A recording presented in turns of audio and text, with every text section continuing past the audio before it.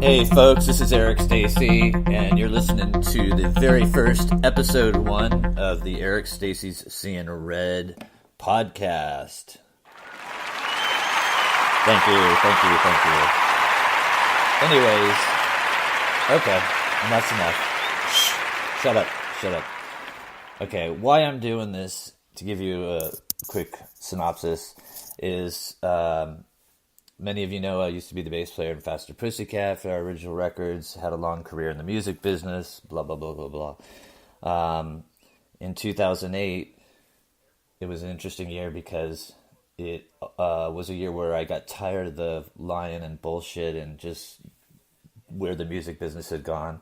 And it also happened to be the year that Obama became president of this country and started ruining this country.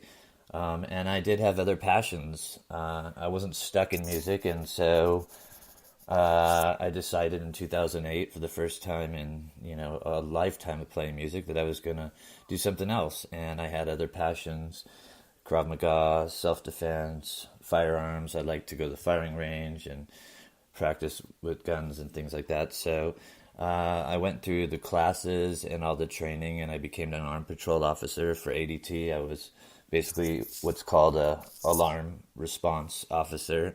I responded to burglaries in progress, robberies in progress, all kinds of things. Would go up to a house and catch a guy coming out a window with a TV in his hands. Got called to a jewelry store once for a robbery. Got there before the police did. Just all kinds of things. And it was a very interesting career, and I really liked it, and those were passions of mine, so it was something that I was excited to do every day. And the 5 years that I did that gave me a lot of great experience and a lot of great training. So even though I was sucked back into the music business in 2014, I'm now back in another passion of mine, which is politics and the country, because I love this country. This the greatest country in the world, and I really feel like, this once great country is being torn apart. And, it started, like I said, in 2008, under 8 years of Obama.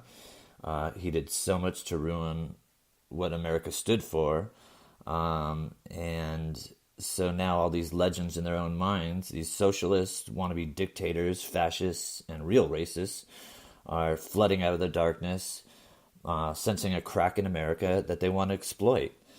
Originally, I was going to do the podcast last month, my first episode, but I had to move. I was going to do a week in America with the Democrats. And what I decided this week when thinking about this podcast was I still wanted to touch on some of those points, because it was an interesting month last month in April, and it still gives you an example of what the Democrats and liberals are doing to this country.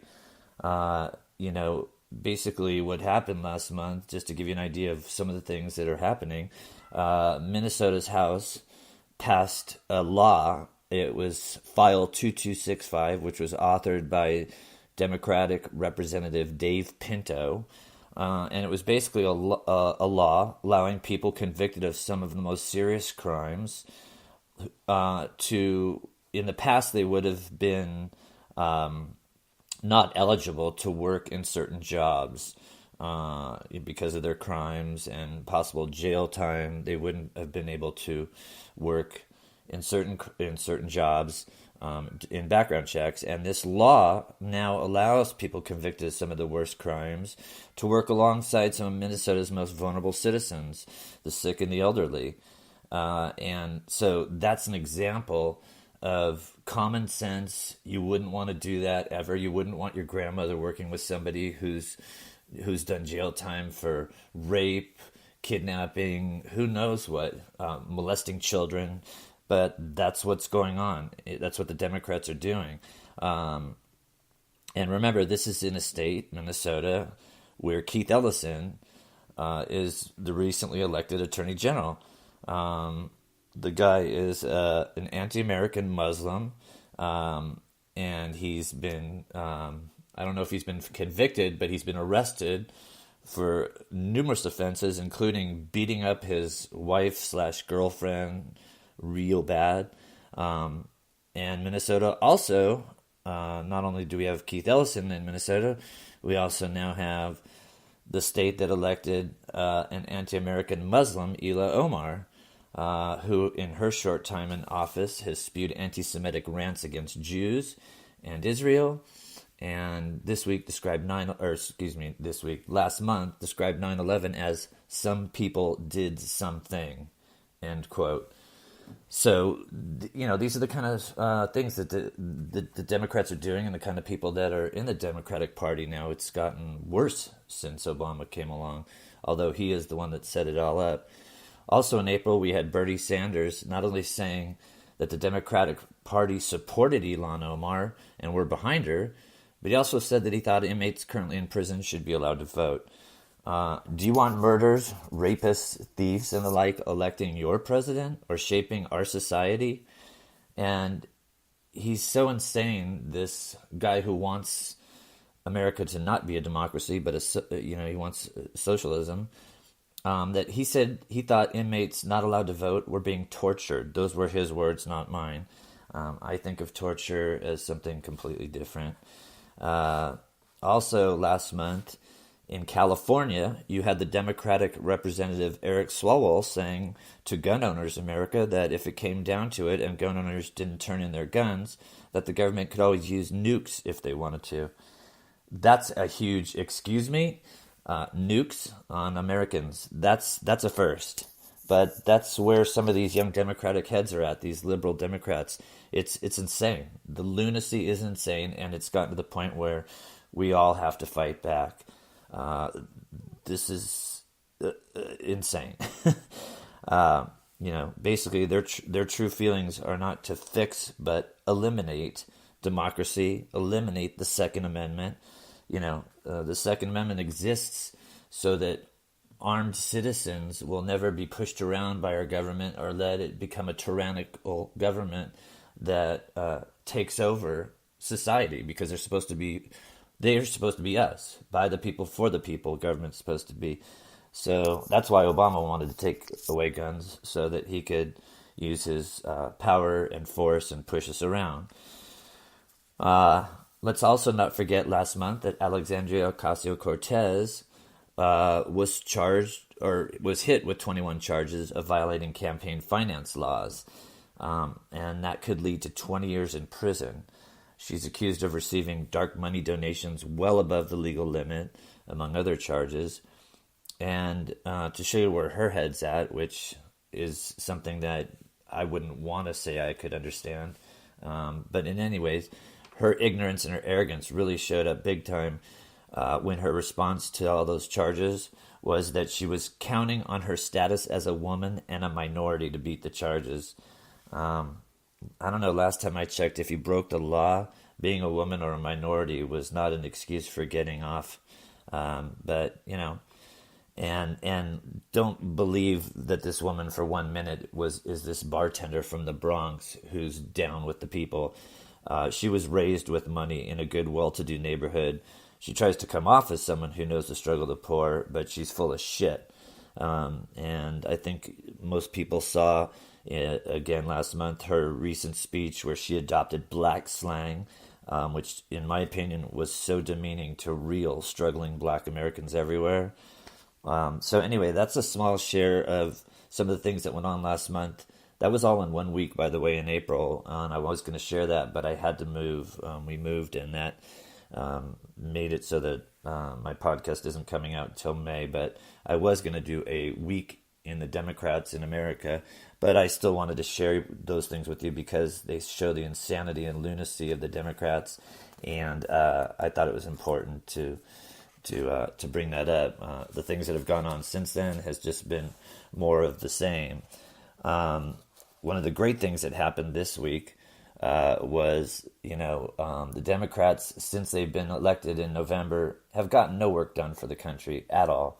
All they've done is obsess on Trump, about impeaching him, obsess on seeing his taxes, and he said over and over to them, let's work and get some work done, and they don't want to get some work done.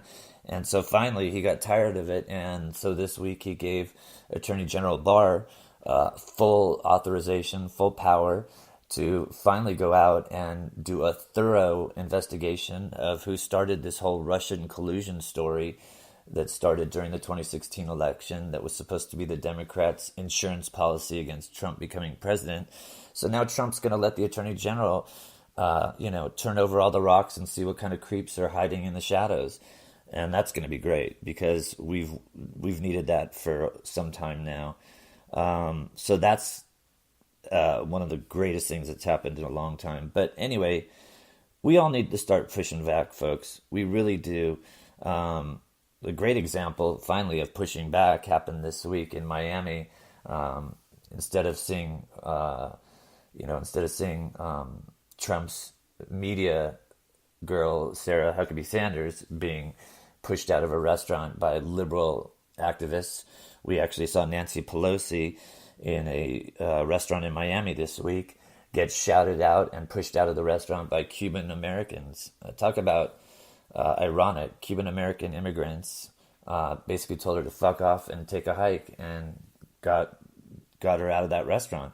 And I have to say, I'm glad that we're starting to push back, and I'm glad that we got to see all this.